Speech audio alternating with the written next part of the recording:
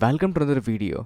और ये है स्पाई एक्स फैमिली के सीजन 2 के एपिसोड 5 का रिव्यू। तो चलिए जानते हैं क्या हुआ कहानी में आगे। स्पाई एक्स फैमिली के सीजन 2 के एपिसोड 5 में तो कहानी की शुरुआत होती है कांटो की राजकुमारी यानी कि यॉर की उसके मिशन को जानने को लेकर, जिसके लिए यॉर जाती है एक खुफिया जगह पे, जहाँ वो पहुंचते गार्डन में, जो एक बहुत खूबसूरत गार्डन होता है, जहाँ वो मिलती है शॉपकीपर नाम के बंदे से, जो बताता है गार्डन और दुनिया की खूबसूरती का राज जो उन्हें मेंटेन रखना है। तो आगे जहाँ यॉर वहाँ के पौधों की खूबसूरती निहारती है, और उस बीच वो शॉपकीपर उस पर हमला कर देता है, जो सिर्फ ये टेस्ट करने के लिए था कि उसकी स्ट्रेंथ फैमिली मिलने के बाद कमज़ोर तो नहीं पड़ गई। पर फिर वो इंश्योर करता है कि हाँ ठीक है, वो अगले मिशन पर जा सकती है। पर यॉर का ये मिशन बाकी मिशन से काफ़ी अलग है, क्योंकि यहाँ वो सिर्फ प्रोटेक्शन देने के काम आने वाली है। मतलब प्रोटेक्शन बोले तो बॉडीगार्ड, जो उसे प्रोवाइड करना है ग्रेचर फैमिली वालों को, जो एक बहुत खुफिया और इज्जतदार अंडरवर्ल्ड वाली फैमिली थी, पर जिसका बॉस और उसके दो बेटे आपस में लड़ने की वजह से मारे गए, और बची है सिर्फ यहाँ पर उनमें से किसी एक की वाइफ और उसका बच्चा, जो वैसे तो सेफ हाउस में रखे गए थे, पर उनके ऊपर तब भी काफी हमले हुए और उन पर हमला करवाने के पीछे हाथ है लियोनार्डो हापून का। पर साथ ही कई सारे और असैसिन भी उसके पीछे लगे पड़े हैं, जिन्हें वैसे किसी और देश में शिफ्ट किया जा रहा है, जिस दौरान उन्हें प्रोटेक्शन देने का काम रहेगा यॉर्क का। तो खैर जल्दी वो पकड़ी तो नहीं जाएगी क्योंकि उसने बेस बदला होगा, पर अगर फिर भी किस तरह से लोग उनके पीछे पड़ जाए तो उसका काम रहेगा उन्हें बचाने का। पर यॉर अपनी जॉब छोड़कर क्रूज में कैसे जाएगी?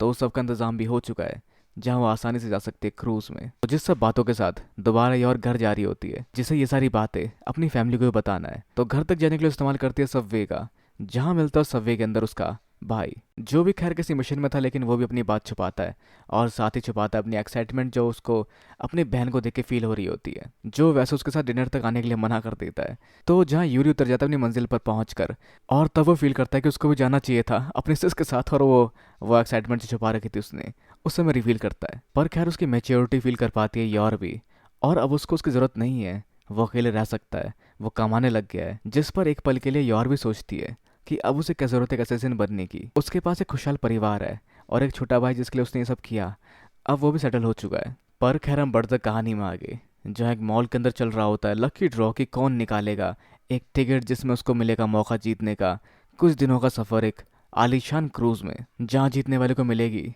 2 टिकटें इस क्रूज की। और उस जगह लॉर्ड और आन्या घूमने आए होते हैं, जहाँ आन्या भी ट्राई करना चाहती है ये चीज़, पर लाइन में लगे लगे वो देखती है बाकी लोगों को सिर्फ ब्रश जीतते हुए, और वो बंदा कह रहा होता है अपने मन में कि जीतूंगा तो सिर्फ मैं ही, किसी को नहीं पता, कोई नहीं जीत सकता।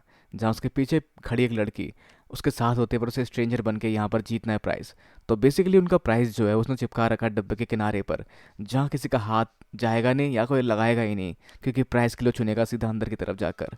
जो सारी बातें उन दोनों के बीच की सुन और समझ पाती है मन के अंदर पढ़ के मन को आन्या, और खुद जब उस डब्बे में हाथ डाल के निकालती है तो वो निकालती है वही फर्स्ट प्राइज, जिससे पक्का उस बंदे की काफी गंदी तरह से फट चुकी होगी। पर खैर आगे वो दिखाते हैं प्राइज यॉर्क को, और वैसे सबसे काफी तक लॉयड संदेह में कि कहीं ये कोई ट्रैप तो नहीं जिसमें उसको फंसाया जा रहा है, जो वैसे हर एक चीज को लेकर सस्पिशियस हो जाता है। पर खैर आगे जब यॉर देखते इस पोस्टर को, तो उसको याद आता है कि सेम ये तो वही शिप है जिसमें वो जाने वाली है अपने काम के लिए, जिस बारे में उन सबसे डिटेल में शेयर करती है। पर रियलिटी जानती है आन्या कि वहाँ वो किसी असैसिन का सामना करने वाली है, तो मे भी उनका यहाँ होना मुसीबत वाली बात हो सकती है। तो मम्मी के मिशन को बचाऊं या अपने मज़े को पूरा करूं, दोनों बीच की गहमा गहमी में लगकर आने डिसाइड करती है जाना उस शिप में।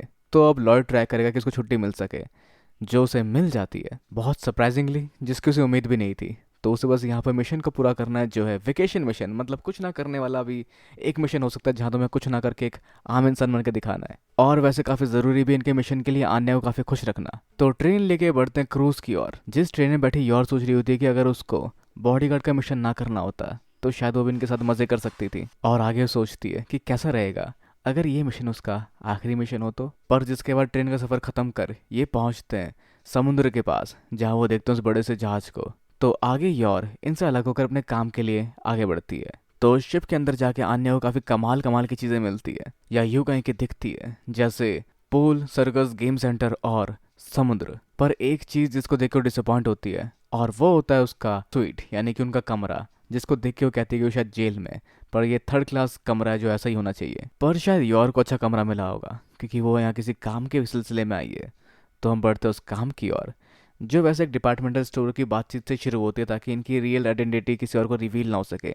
पर अंदर ही अंदर सब जानते हैं कि वो यहाँ किस लिए मौजूद है। और जिसके बाद सब वहाँ से बाहर निकल जाते हैं और अंदर अकेले बचते हैं यॉर और उसकी क्लाइंट और उसका बच्चा। और फिर आदत से मजबूर यॉर उस पूरी जगह को चेक करती है। तो आगे वो यॉर से बात करती है, जिसका नाम और बाकी चीज़ें यहाँ चेंज हो चुकी है, जिसने अपना हुलिया भी काफ़ी ज़्यादा चेंज कर लिया पहले के कंपैरिजन में। तो वैसे वो कुछ बातें करती है यॉर से, जिन बातों के बीच में यॉर जान पाती है कि जो आदमी उसके साथ आया है वो उसका हस्बैंड नहीं है, वो उनके ऑर्गेनाइजेशन का आदमी है जो बस रोल प्ले कर रहा है उसके हस्बैंड होने का, ताकि किसी को उसकी रियल आइडेंटिटी पता ना चल पाए। तो उसका पति उसके परिवार के साथ मारा गया और जो बचा है वो इसका ये छोटा सा बच्चा, जो सुनकर थोड़ा बुरा फील करती है यॉर। पर उसके हिसाब से यही डेस्टिनी किसी गैंगस्टर की, जिस सबसे वो थक चुकी है। उसे कोई गुनहगार परिवार या उसके पैसे नहीं चाहिए, उसको बस एक शांत और खुशहाल जिंदगी चाहिए। और आगे वो थोड़ी सी सेल्फिश होते हुए पूछती है कि क्या मैं तुमसे कुछ मांग सकती हूँ? क्या हम इस कमरे से बाहर जा सकते हैं और इस बच्चे को थोड़ी ताज़ा हवा खिला सकते हैं? पर बिना परमिशन के यौर ऐसा नहीं कर सकती, पर सिर्फ कुछ समय के लिए। तो जिस पर वो मान जाती है और गेट से बाहर या वहाँ झाँक देखती है, पर जिस पर शायद लोगों का शक उस पर हो सकता है। पर वो ऐसा इसलिए कर रही है क्योंकि उसके परिवार वाले शिप में आए हुए हैं जिनसे वो नहीं मिलना चाहती, ये बताते हुए कि वो एक बॉडी गार्ड है। तो आगे उसका यही परिवार इस शिप को एक्सप्लोर कर रहा होता है, जहाँ आन्या कहती है जल्दी शिप को घूमते हैं, इससे पहले ये डूब जाए। पर ऐसा उसे नहीं करना चाहिए, समझाता है उसको लॉयड। और खुद सोचने लग जाते हैं कि ये जहाज काफी बड़ा है, इसमें कुछ सेलिब्रिटीज हो सकते हैं, पर साथ ही अगर कोई टेररिस्ट इसके अंदर हुआ तो। जहाँ वो सारी डिटेल के बारे में सोचने लगता है इस जहाज को लेकर, पर जहाँ आने से टोक देती है कि आप मजे नहीं कर रहे डैड। और फिर आगे अपने वेकेशन मिशन के बारे में सोच के वो रिलैक्स करने की सोचता है। और फिर हम बढ़ते हैं यॉर्क की तरफ, जो बताती है कि उसके घर वाले नहीं जानते कि वो क्या करती है। पर उससे वो लेडी पूछती है तुम इतनी चिंता क्यों कर रहे हो, वो तो सिर्फ एक कवर है ताकि कोई तुम्हें सोसाइटी में शक ना करे। जिसके बारे में सोचती है यॉर्क कि हाँ, पर क्या ये सच है? पर खैर आगे शेटी उसकी मदद करती है कुछ कपड़े देकर, ताकि उसके घर वाले उसको ना पहचान पाए दूर से। जिसके बाद वो समुद्र की लहरों का लुत्फ उठाते हैं। और वापस जाते हुए यॉर कहती है मैं अपना बेस्ट देने की कोशिश करूंगी। जिन सब बातों के बीच वो बच्चा अपना नाम ले लेता है, जिसका नाम होता है ग्रैम, जो उसका रियल नेम होता है, जो बाहर नहीं आना चाहिए था क्योंकि उस जगह एक माइक्रोफोन लगा था। और सिर्फ उस जगह नहीं, इस जहाज में कई सारी जगह अलग अलग तरह से माइक्रोफोन लगे हुए हैं, ताकि हर एक आवाज़ को सुनकर पता लगाया जा सके कि इनका शिकार कहाँ हो सकता है। जहाँ ग्राम का नाम सुन के उसका ध्यान उस तरफ बढ़ता है और आगे वो जान पाता है शैटी नाम से किसी ने बुकिंग करा रखी है, जिस नाम से उसे 3 कमरे मिलते हैं सो फार अब तक, जिसमें से एक होता है वो कमरा जिसमें ग्रम, शैटी और यौर है। तो क्या होगा आगे? क्या ये और नामों में कंफ्यूज होकर सब में ढूंढेंगे यौर मतलब ग्राम, शैटी वगैरह को, या ये चकमा खा जाएंगे, या इन्हें सामना करना पड़ेगा यौर का और यौर इन सबको मार मार के इनका भरता बना देगी? तो अगले एपिसोड में देख पाते हैं कई सारे चेहरे, कई सारे लोग, कई सारी प्लानिंग और कई सारे लोगों का शक, और साथ में लॉर्ड को भी। तो वैसे लॉर्ड यहाँ क्या कर रहा है और क्या वो मिलता है यौर से सबके दौरान? पर खैर जो भी हो, सब कुछ हम जान पाएंगे इसके नेक्स्ट एपिसोड तक। तो अब आप क्या सोचते हैं कि क्या हो सकता है स्पाई एक्स फैमिली के सीजन 2 के एपिसोड 6 में?